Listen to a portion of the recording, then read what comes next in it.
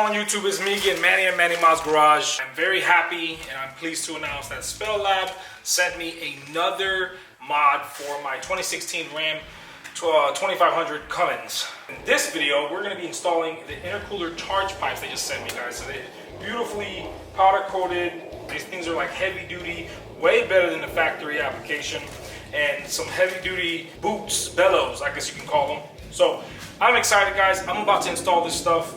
I'm going to give you guys a small tutorial how it goes on. It should not take much time. Should be relatively simple. We will see. I hope that I am correct. If you guys are interested in this part, please do me a favor. Check out the description below. Click on the link, and also my discount for the site will be there as well. Oh, and please subscribe to the channel. Please subscribe to the channel. It helps me a lot. Okay, so here are the charge pipes. These things are pretty freaking nice. Super happy with it. Very good construction. I think it's about 3 inches in diameter. The description will say everything. We're gonna put these bad boys on, and the clamps are the good clamps, y'all. Not the cheapo ones, the good ones. Into the T, yeah, the T banjo clamps, the big boys. And then here are all the couplers, or the boots, should say.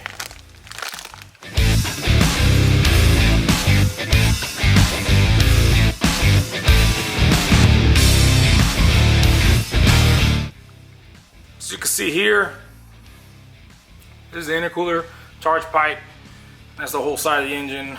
Once you take out this wheel liner, it makes things 10 times easier.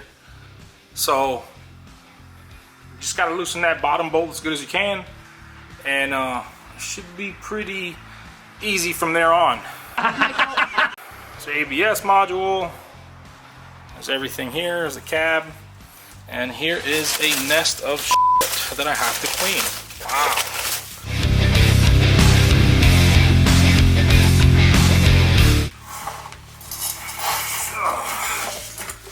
There we are. Finally got it out. Itty bitty charge pipe, intercooler pipe, whatever you guys want to call it. Finally got it out. So yeah, I just mocked it up, and this is basically what replaces that. And it looks pretty cool. Way more flow, very straight design. I like it. I'm excited. Less bends, very thick tubing. I can see this being very, very responsive. Dang. Nice quality. Good variety.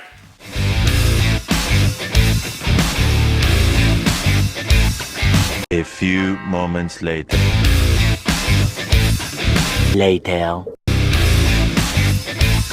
One eternity later. Finally.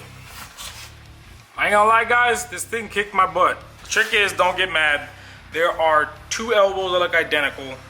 They're gonna have like a little tiny 60 or 45 degree bend, just a small bend. Make sure you get the small one. Put it on the bottom. Angle it towards the sky, away from the truck, past driver's side.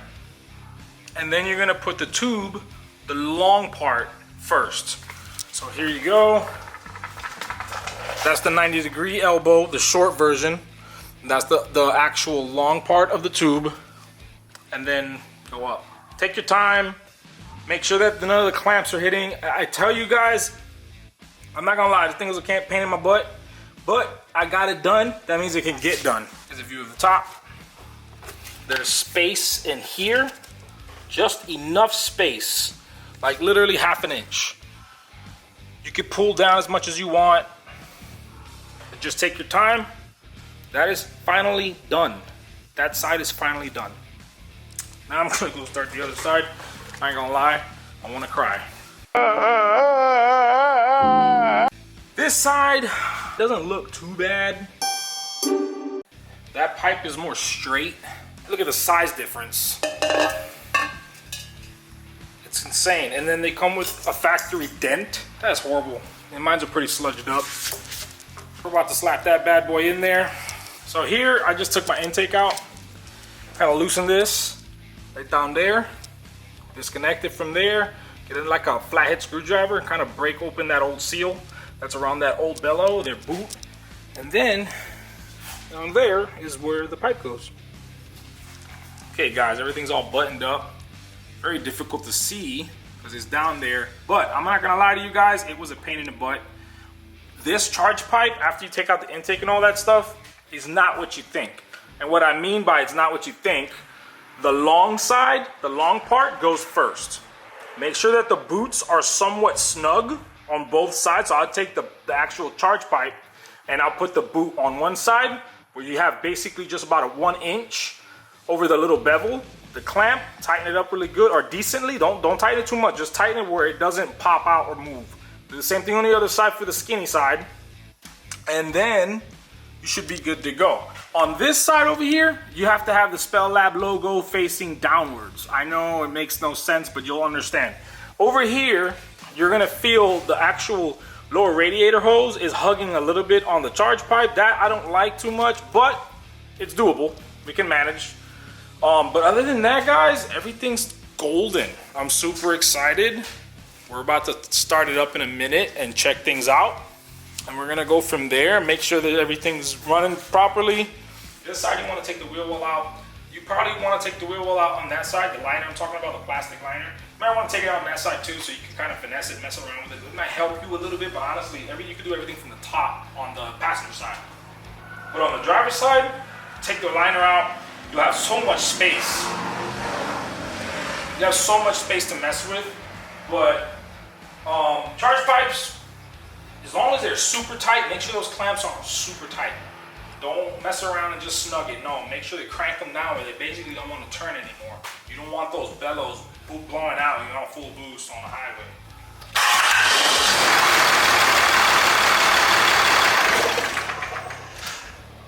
Yeah, you might want to prime it. I forgot I disconnected the injector, the one injector line to put on the intake.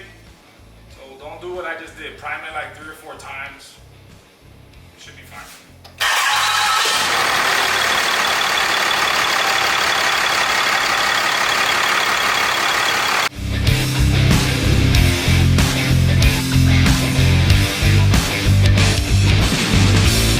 I don't have any boost leaks. I don't have any issues. Guys, thank you so much for watching my video.